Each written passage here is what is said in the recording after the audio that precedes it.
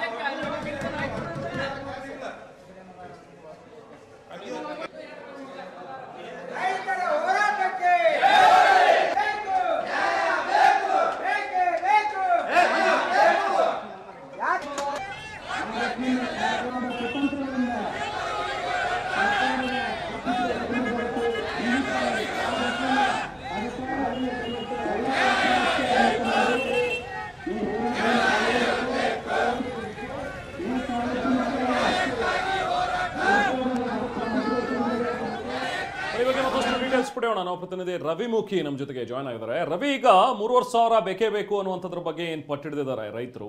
So ಇವರನ್ನ ಮನವೊಲಿಸೋದಕ್ಕೆ ಏನಾದರೂ ಪ್ರಯತ್ನಗಳಾಗ್ತಾ ಇದೆಯಾ? ಯಾರಾದರೂ ಸರ್ಕಾರದ ಕಡೆಯಿಂದ ಮಾತಾಡಿದಾರಾ? ಯಾಕಂದ್ರೆ ಈಗ ಇವರು ಸರ್ಕಾರಿ ಕಚೇರಿಗಳನ್ನೆಲ್ಲವೂ ಕೂಡ ಬಂದ್ ಮಾಡಿಸ್ತಾ ಇದ್ದಾರೆ. ಸದ್ಯಕ್ಕೆ ಹೇಗಿದೆ ಅಲ್ಲಿ ಪರಿಸ್ಥಿತಿ, ಏನು ನಡೀತಾ ಇದೆ ರವಿ ಈಗ?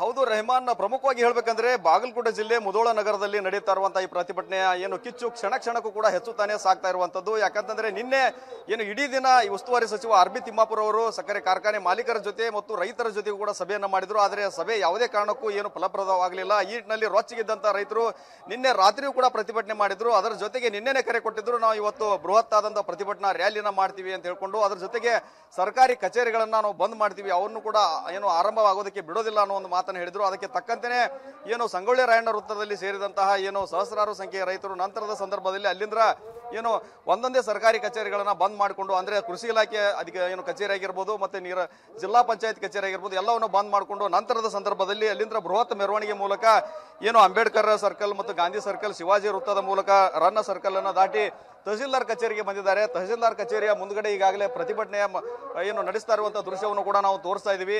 ಇಷ್ಟೇ ಇಲ್ಲದೆ ಕೇವಲ ಪ್ರತಿಭಟನೆ ಅಲ್ಲದೆ ಒಳಗಡೆನೂ ಕೂಡ ನುಗ್ಗೋಕೆ ಯತ್ನ ಮಾಡಿದ್ರು. ಕೆಲವೊಂದಿಷ್ಟು ರೈತರನ್ನ ಪೊಲೀಸರು ಏನು ತಡೆದು ನಿಲ್ಲಿಸಿದ್ರು. ಆದ್ರೆ ಇನ್ನೊಂದಿಷ್ಟು ಜನ ರೈತರು ಮಾತ್ರ ಒಳಗಡೆ ಹೋಗಿ ಒಳಗಡೆ ಇರುವಂತಹ ಏನು ತಹಶೀಲ್ದಾರ್ ಒಂದು ಬೃಹತ್ ಕಟ್ಟಡ ಏನಿದೆ ಆ ಕಟ್ಟಡದ ಒಳಗೆ ಹೋಗಿ ಏನು ವಿವಿಧ ಅಧಿಕಾರಿಗಳ ಚೇಂಬರ್ಗಳು ಇರ್ತವೆ ಅಲ್ಲಿಗೆ ನುಗ್ಗಿದಂತ ರೈತರು ಅಲ್ಲಿರುವಂತಹ ಅಧಿಕಾರಿಗಳ ಎಲ್ಲರನ್ನೂ ಕೂಡ ಯಾವುದೇ ಕಾರಣಕ್ಕೂ ನೀವು ಇಲ್ಲಿ ಕೆಲಸ ಮಾಡಬಾರ್ದು ಅಂತ ಹೇಳ್ಕೊಂಡು ಅವ್ರನ್ನ ಹೊರಗೆ ಹಾಕಿದ್ರು. ಅದ್ರ ಜೊತೆಗೆ ಪೊಲೀಸರು ಕೂಡ ಸಿಬ್ಬಂದಿಗಳಿಗೆ ಮನವಿ ಮಾಡಿ ಹೊರಗೆ ಬನ್ನಿ ಅಂತ ಹೇಳುವ ಮೂಲಕ ಅವ್ರನ್ನು ಕೂಡ ಹೊರಗೆ ಕಳಿಸಿದ್ದಾರೆ.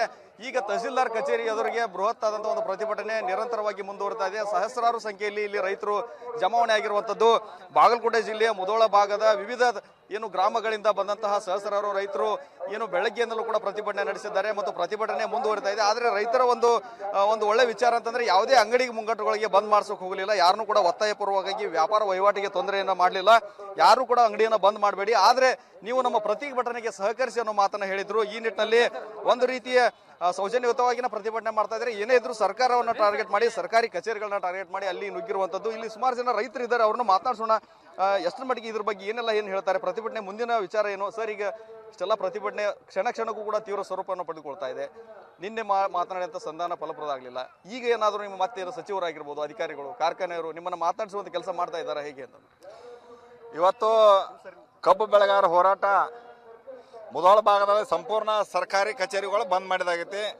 ಇನ್ನು ಮುಂದಿನ ಹೋರಾಟ ಏನು ಮಾಡ್ಬೇಕಂತಕ್ಕಂಥ ನಿರ್ಣಯನೂ ಮಾಡ್ತೇವೆ. ಇನ್ನೂ ಜನ ಬರಾಕತ್ಯಾರು ರೈತರು.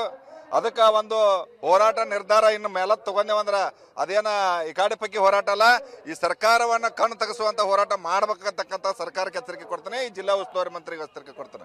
ಯಾಕಂದ್ರೆ ಇವತ್ತಿನ ದಿವಸ ತಾಳ್ಮೆ ಕಟ್ಟಿ ಹೊಡಿತೈತಿ. ಅದು ಒಂದು 15 ದಿವಸ ಆತ ಕಬ್ಬು ಬೆಳೆಗಾರ ಹೋರಾಟ ನಡೆದು, ಆದ್ರೂ ಇಲ್ಲಿ ತನಕ ಅವ್ರ ಕಾರ್ಖಾನೆ ಅವ್ರ ಮಂಡತನ ಹಚ್ಚಾರಂದ್ರ ಈ ಮಂಡತನಕ್ಕೆ ಈ ಕಬ್ಬು ಬೆಳೆಗಾರ ರೊಚ್ಚಿಗೆದ್ದಾರಂತಕ್ಕಂಥದ್ದು ಸ್ಪಷ್ಟವಾಗಿ ಅರ್ಥ ಆಗ್ತೈತಿ.